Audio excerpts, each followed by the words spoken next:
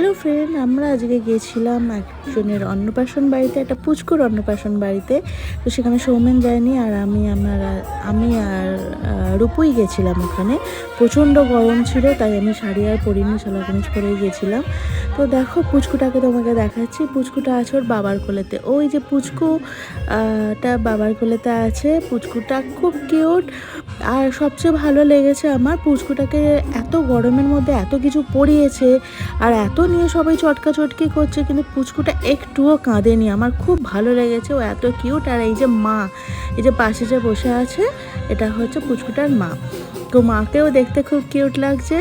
তো সত্যি পুচকুটাকে দেখে আমার খুব ভালো লাগলো যে ও কাঁদেনি, আর ও খুব এনজয় করছিল দেখে মনে হচ্ছিল।